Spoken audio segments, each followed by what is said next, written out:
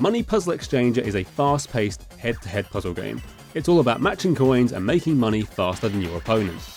But what may appear to be a harmless, girly puzzler will threaten to destroy your free time along with the cartilage in your wrists, as one of the most addictive and demanding games in the genre. Today, we're covering it all, from the rubber banding CPUs to copyright lawsuits, as well as teaching you how to be, maybe, the best player in the world.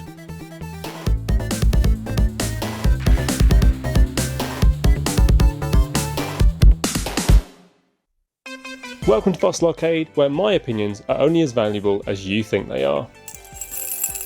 Money Puzzle Exchanger first caught my attention thanks to its painfully matter-of-fact title, which sounds more like a CD investment app than an exciting arcade game. But then I spotted the magical anime girls obsessed with money and said, count me in. Meet Sakura and Asahi, who, by some financial enchantment, transform into the money-conscious exchanger and debt miser. Together, they battle the Order of Money, whose members have been named by someone who learned English from a trade union manifesto. Every worker, elderly labour, coquetry, to name a few. Led by the menacing Might Dealer, she intends to become the richest person in the world by destroying all currency that isn't hers, making Exchanger a sort of Robin Hood character, but one only interested in protecting the economy, rather than poor people. Basically, I think the game's use of coins makes its style of gameplay easy to follow, and it doesn't go much deeper than that. But beneath the flashing bright colours and overwhelming sound of coins pinging together is a highly addictive competitive puzzle game. At this point, you've been watching coins ping about for like a minute and 45 seconds and are probably thinking, how do I actually play this freakily acquisitive game? Let's start with how to play Money Puzzle Exchanger for beginners, where you'll start your journey to being the best player in the world. Maybe, and it's definitely possible. Whoever combines their coins the most efficiently will send a barrage of additional coins over to their opponent, and whoever's play area overflows with currency first is the loser. Which is not how things work in real life. You control the coins by taking them down to your character at the bottom of the screen. You can shift left and right to reposition the coins by throwing them back up into the area above. These coins come in 6 units numbered 1, 5, 10, 50, 100 and 500. As you connect matching coins, they combine together, increasing in value. Joining 5 1-yen coins will combine them into a 5-yen coin, and joining 2 5-yen coins will combine them into a 10-yen coin. This sequence continues from 10 to 50 to 100, and the final stage, 500-yen coins. When 2 or more 500-yen coins combine, they'll award a point bonus and clear from the playing area, generating no further coins. Creating successful coin combos will send attacks over to your opponent, burying them in coins more rapidly than they can combine them. The white line across your screen lets you know the impact of your opponent's next attack, so you always want your coins to stay above it to avoid an overflow. Your character can only move one coin type at a time, but they're not limited to how many they can carry. Coins only join together if connected vertically or horizontally, though there isn't a limit on how many you can combine at once. It's fun to see your little chibi pal catching and combining hordes of coins like the greedy little vermin they are. Of course, the best way to generate high scores is to create situations where coin combinations can happen automatically, in a chain. This is something to think about more once you have the basic motions down. Are you following this so far? Yeah, I see that you combine the coins to get rid of coins, while also creating new coins so that your opponent will get overwhelmed by coins. Exactly. That's enough basics for now, but there'll be more high-level gameplay tips later in the video. Money Puzzle Exchanger is an all-consuming kind of arcade game. The visuals, the noise, and the demands it makes on your coordination don't leave room for anything else. And when I say this is one of the most demanding games in the genre, keep in mind that Tetris, the genre's progenitor, only gets tough after a few cathartic levels. Money Puzzle Exchanger's constant lateral movement will give you a wrist cramp in the first 30 seconds and simply tell you to get over it if you want to even understand the game, let alone master it. And yet, it remains one of the most addictive games I've ever played. Why? I think it's all to do with organising chaos. To articulate what I mean, here's a quote from a 2002 interview with Tetris creator Alexei Pajitnov. Why Tetris is so addictive? It's a big mystery. Nobody knows it for sure. You complete the line and it's gone, you don't see it. All what remains on the screen is your awful bad mistakes. And when you lose, you want to fix it still, and you start over again. But that's very interesting motivation to keep the game addictive. Like Tetris, Money Puzzle Exchanger is about seeking order, but instead of being faced with your own mistakes, you're challenged with fighting back an endless flood of disorganised coins. And it's in ordering that chaos and seeing your skills improve and your speed increase that an addiction is fueled. To put it another way, making money feels good. True to form, Graham is thinking of his bank account. Obviously, Tetris and Money Puzzle Exchanger are not identical, but it's that when you see it, you know it kind of puzzle game. Objects fall into a rectangular playing area, and you rearrange them to score points. In fact, Money Puzzle Exchanger is a great example of how evolved the genre has become. But how unique is it? Well, apparently it's not unique at all, and to some, it's total plagiarism. On the 30th of May 1997, Data East, the developer of Magical Drop, sued Face, the developer of Money Puzzle Exchanger. Company president Tetsuya Fukuda stated, gameplay similarities between the two games constituted a copyright violation, with Data East demanding distribution and sales of Money Puzzle Exchanger be prohibited. All puzzle games with the rectangular playing area where objects appear and get rearranged in order to score points are similar. So what exactly was Data East getting at? Well, the Magical Drop series does use the same combo-based catch and release gameplay system to erase balloons. However, the coloured balloons don't combine or multiply together like Money Puzzle Exchanger's coins, so while you can create a chain reaction of circular objects disappearing, to me, the pattern of the balloons and the way you trigger a chain reaction feels more like an upside down Puyo Puyo. Either I'm becoming an expert at these games or I have no clue what I'm talking about. Magical Drop also features a wide variety of power-ups, something Money Puzzle Exchanger genuinely lacks. It does feature 2 power-up items that either rank up or erase your coins, but while good for keeping you afloat in competitive play, they appear far too infrequently for me to mention them anywhere else in this video. As for the visuals, Sailor Moon's legal team was probably too busy to notice. Magical Drop's cast are based on tarot cards and classical legends, not high schoolers with lofty ambitions of becoming bank managers someday. And I mean, if we're going to copyright strike everything that looks vaguely similar, the entire anime industry will crumble overnight. Copyright law only covers the expression of an idea, not the idea itself. So even if Face were directly inspired by Data East's game, the final products being so different may have put them in the clear. Cases like this are far from rare in the games industry. As I'm making this video, Pokemon is taking Palworld to task for plagiarism.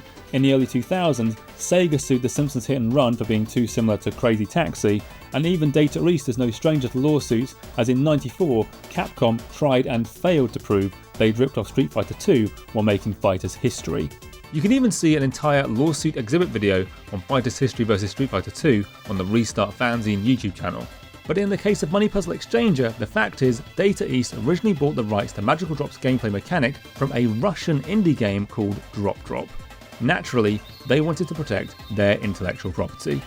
Predictably, Face couldn't stand up to the financial burden of a big lawsuit and filed for bankruptcy in April 1998. With that, the game quickly left arcades, and physical editions for Game Boy and PlayStation became expensive collector's items.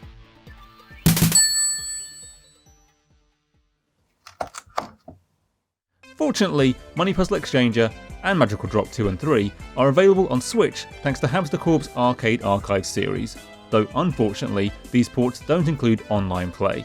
This means I've fallen victim to obsessively climbing the single player global leaderboards for the past few years.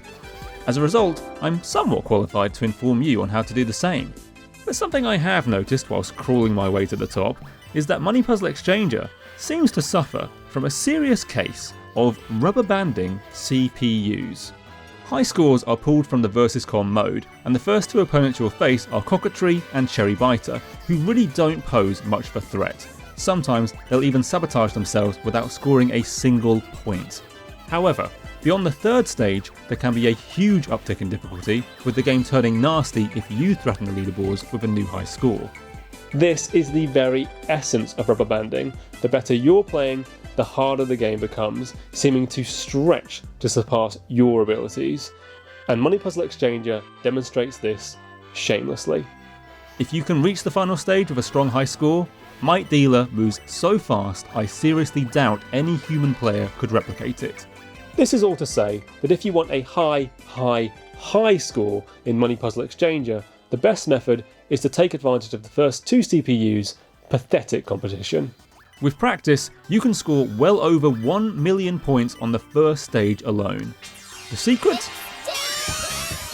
Well, let me explain how to play Money Puzzle Exchanger for experts. As previously mentioned, the best way to earn a high score is to create situations where coins combo automatically, in a chain. and the best way to create those situations is by building stacks of coins in a very specific way. But there are some other crucial details to know before you can break the global top 50. Note that every CPU pushes coins into your playing area in a unique pattern. You can get ahead of these patterns by practicing in solo mode, or brute force your education by playing versus com relentlessly.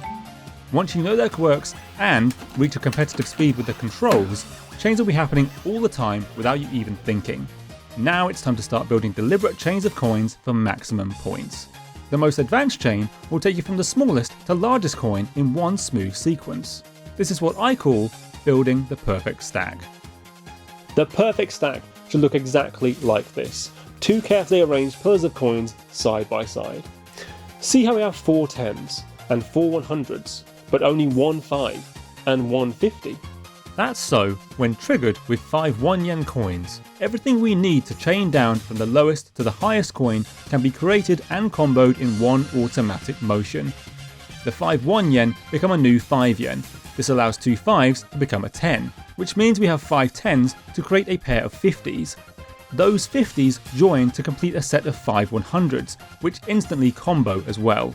Done right, you'll end up with 2 500 yen coins side by side that will conclude the chain for a nice bonus. Notice the 50 yen coin on top of the 500, with 4 100 yens placed to the left side. This is so that when the 10s become a 50 and the 2 50s become a 100, the 5 100 yen coins always chain into the 500 yen. Trust me, in an ideal world, this is what your perfect stack will look like. Of course, there are other reliable ways to create long chains, but this is the best method for guaranteeing a huge combo. However, to get the most points possible, you'll need to build 2 perfect stacks and trigger them one after the other. Triggering them at the wrong moment could actually kill your chain instead of increasing it. This is because coins being multiplied in separate locations sometimes cancel each other out and get added up as one combo, rather than separate combos. So to get the best chains, trigger your second stack just as your first reaches the 500s. This allows your chain to continue and build much higher. Building 2 perfect stacks requires a lot of preparation, leaving you vulnerable to attacks for an extended period. This is why memorizing coin patterns and moving quickly are so important. Though it may not always look like it, it can't be overstated that Money Puzzle Exchanger starts at max speed and only gets faster from there. With such a heavy chain incoming, the CPU will definitely be defeated once it completes, but we want to extend the chain for the best score.